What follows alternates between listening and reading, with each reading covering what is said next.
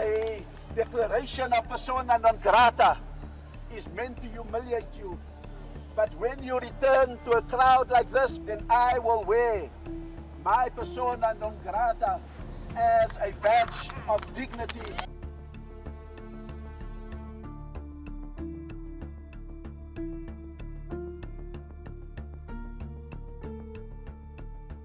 We can't be in a situation where the Palestinians are lost in this world without someone that they can depend on, like they have depended on South Africa.